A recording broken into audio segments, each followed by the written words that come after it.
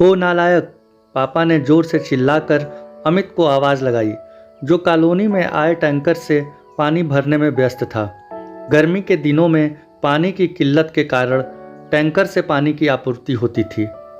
आवाज़ सुनकर अमित बोला, आया पापा। अमित को पानी भरने के बाद कामों की फेहरिस्त थमा दी गई थी। मंडी से सब्जी लाना, गेहूं पिसवाना आदि।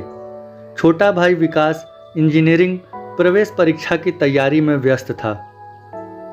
पापा उसके कमरे में जाकर पढ़ाई का रोजाना जायजा लिया करते थे और उसकी हर समस्या का तत्काल समाधान भी हो जाता था। वैसे भी विकास पढ़ाई में तेज था।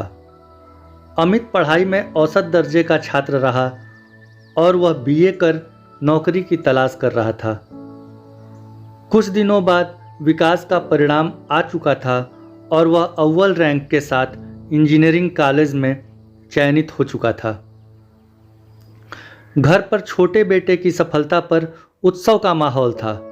पिताजी ने पूरे मोहल्ले भर में मिठाई बंटवाई थी।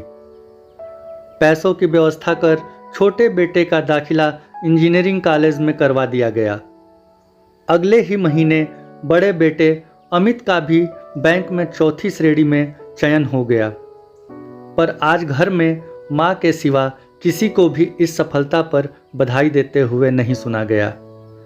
चूंकि पिताजी स्वयं प्रशासनिक अधिकारी पद से रिटायर हुए हैं, तो उनके लिए ऐसी सफलताएं मायने नहीं रखती थी, या यूँ कहें कि इस पर खुशी जाहिर करना भी उनकी शान में कमी आने जैसा था।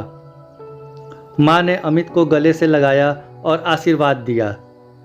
छोटी बहन दीप्ति भी अपना रोल मॉडल विकास भैया को ही मानती थी और अपनी पढ़ाई की सारी चर्चाएं भी उन्हीं से फ़ोन पर करती थी। अमित ने कई बार छोटी बहन से कहा कि पढ़ाई में कभी दिक्कत हो तो पूछ लिया कर, पर उसने हंसकर बोला कि भैया आपसे क्या पूछूं। विकास की पढ़ाई पूरी हो चुकी थी और उसे एक अमेरिकन कंपनी में न्यूयॉर्क में नौकरी मिल गई। कुछ सालों में उसने वहीं शादी कर वहीं की नागरिकता के लिए अर्जी लगा दी। अब तो उसका घर आना भी साल में एक ही बार होता था। विकास ने फोन पर ही शादी की खबर भी एक साल बाद बच्चा होने की खबर के साथ ही घर पर दी थी।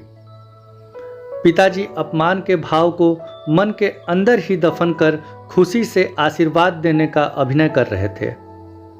बाद में फोन के रिसीवर को मां को थमा सीधे अपने कमरे में चले गए। अमित ने मां की पसंद से ही शादी की और उसकी पत्नी घर की सारी जिम्मेदारियों को बखूबी निभा रही थी। समय के साथ ही मां कुछ दिनों से बीमार रहने लगी थी।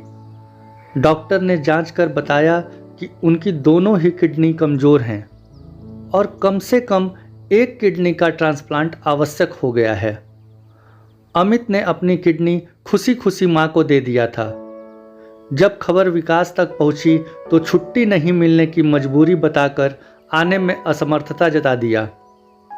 आज पहली बार पिताजी नालायक बेटे के गले लगकर फपक फपक कर रो रहे थे। दोस्तों, जरूरी नहीं है कि बहुत पढ़ा लिखा बेटा हमेशा अच्छा ही होगा। निर्भर करता है कि वो अपने माँ बाप को कितना मानता है। मित्रों, उम्मीद करता हूँ कहानी आपको अच्छी लगी होगी। कहानी को लाइक करें और चैनल को सब्सक्राइब भी करें। बहुत बहुत धन्यवाद।